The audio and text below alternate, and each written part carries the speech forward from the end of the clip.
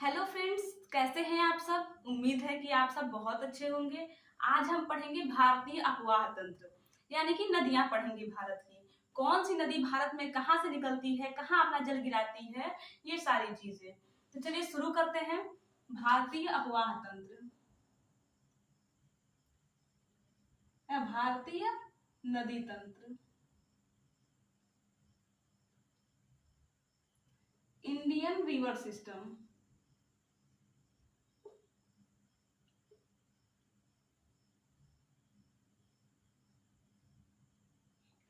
भारतीय नदी तंत्र को हम दो भागों में बांट करके पढ़ते हैं।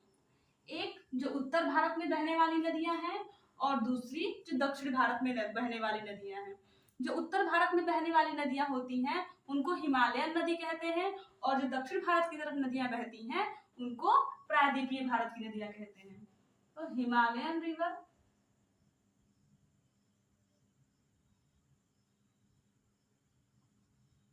यानी कि हिमालयन नदियां,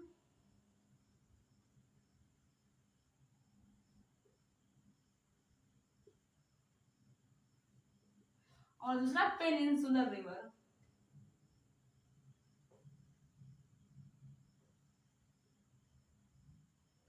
प्रायद्वीपीय नदियां।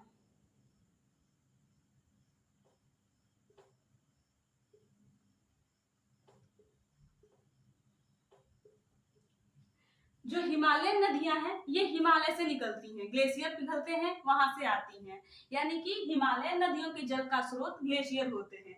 इस वजह से ये कभी भी सूखती नहीं है, ये सदा नीरा होती हैं, 12 मासी नदियां होती है, हमेशा इनमें जल भरा रहता है। जो प्रायद्वीपीय नदियां होती हैं इनकी जो जल का स्रोत होता है वो वर्षा होता है।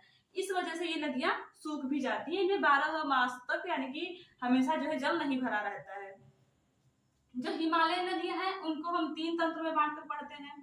पहला गंगा नदी तंत्र,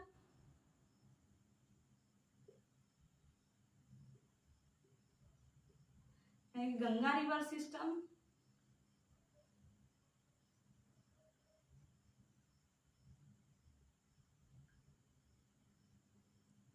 दूसरा सिंधु नदी तंत्र।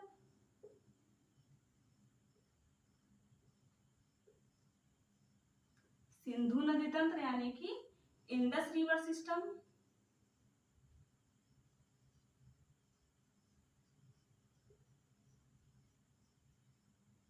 और तीसरा है ब्रह्मपुत्र नदी तंत्र।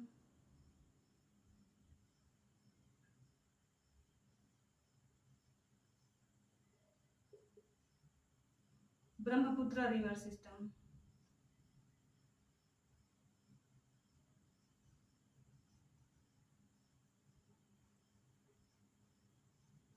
रिवर सिस्टम ये तीन तंत्र है हिमालय नदी में। गंगा नदी तंत्र यानी कि इसमें गंगा और उसकी सहायक नदियों के बारे में पढ़ेंगे।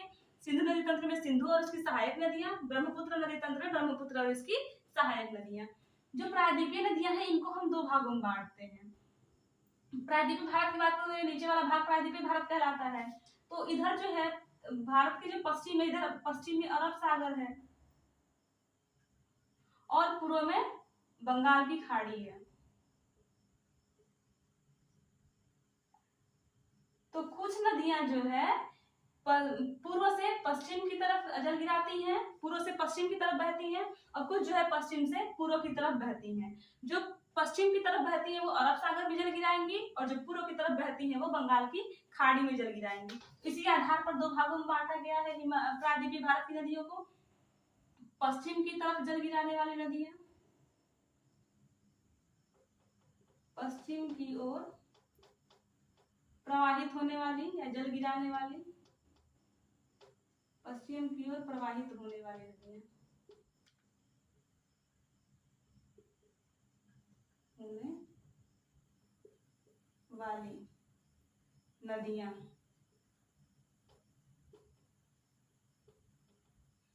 और ये जो है पूर्व की ओर प्रवाहित होने वाली नदियां।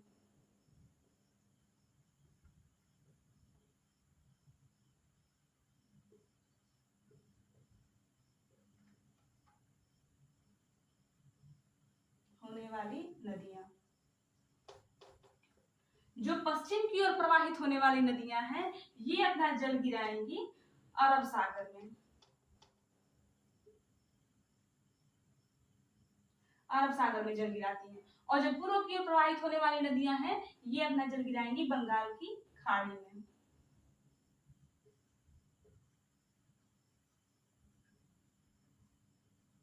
खाड़ी में अब कुछ नदियों के मिलने से प्रयाग का निर्माण होता है। प्रयाग को देखते हैं कौन कौन से प्रयाग बनते हैं, और उसके बाद हम लोग एक एक करके गंगा नदी तंत्र, सिंधु नदी तंत्र और ब्रह्मपुत्र नदी तंत्र को पढ़ेंगे और फिर प्रायद्वीपीय भारत की नदियों को पढ़ेंगे। एक एक करके सभी पढ़ते हैं। पंच प्रयाग देख लेते हैं। तो अब हम पंच प्रयाग देखते हैं। कुछ नदियां मिलती हैं। अलकनंदा, ये जो है हमारी एक नदी आ रही है बद्रीनाथ सतोपंथ ग्लेशियर से। सतोपंथ ग्लेशियर है जिसको बद्रीनाथ भी कहते हैं, वहां से एक नदी निकलती है जिसको कहते हैं अलकनंदा नदी। ये अलकनंदा नदी ये आती है, और अलकनंदा नदी में ही कुछ और नदियां मिलती हैं और प्रयाग का निर्माण करती हैं। जैसे धौली गंगा मिलती है, अलकनंदा नदी आ रही है, इसमें धौली गंगा इस रास्ते से मिलती है, तो यहाँ पे प्रयाग का निर्माण करती है जिसको कहते हैं विष्णु प्रयाग। विष्णु प्रयाग का निर्माण करती है। और नंदाकिनी नदी अलकनंदा नदी से मिलती है, तो यहाँ पे जिस प्रयाग का निर्माण करती है नंद प्रयाग, नंद प्रयाग का निर्माण करती है।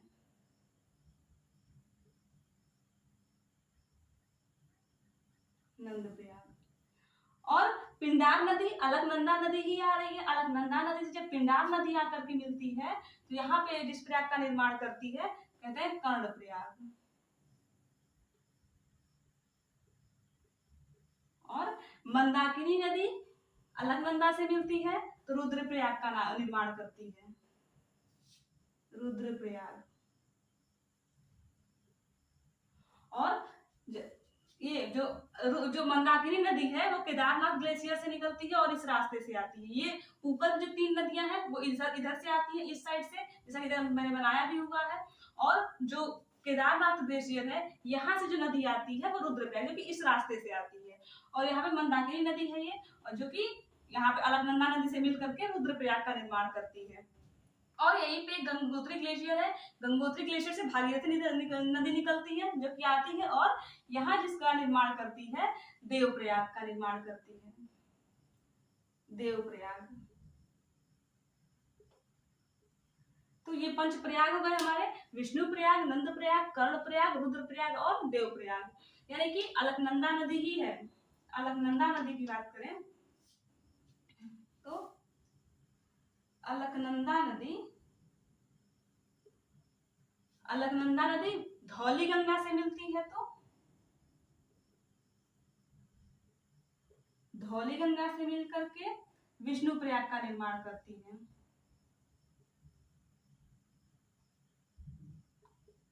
विष्णु प्रयाग। और अलकनंदा ही है जब नंदाकिनी से मिलती है तो नंद प्रयाग का निर्माण करती है।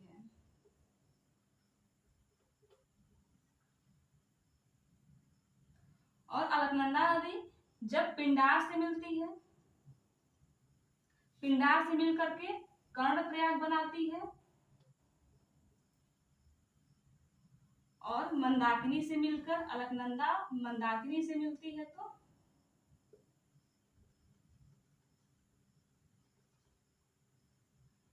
ये रुद्रप्रयाग बनाती है। और अलकनंदा नदी जब भागीरथी नदी से मिलती है, गंगोत्री ग्लेशियर से भागीरथी नदी आती है, यह जो है देवप्रयाग का निर्माण करती है। भागीरथी नदी को ही अलकनंदा और भागीरथी आगे चल के इनकी जो संयुक्त धाराएं हैं उनको गंगा कहा जाता है, तो हम गंगा नदी सिस्टम को आगे पढ़ेंगे। तो ये चीजें हो गई, और इसके आगे जो है अब हम लोग देखते हैं गंगा नदी तंत्र।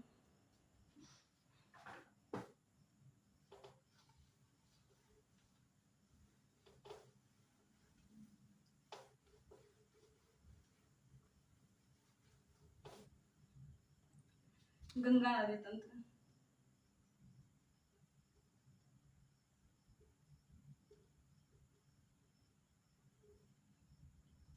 तो आज इंट्रोडक्शन का वीडियो इतना ही रहने देते हैं, क्योंकि अभी गंगा नदी का जो टॉपिक है वो गंगा नदी तंत्र का टॉपिक है वो बहुत लंबा है, तो ये इंट्रोडक्शन अभी यहीं तक रहने देते हैं और अगले वाले वीडियो में हम पूरे गंगा नदी तंत्र को डिस्कस करेंगे।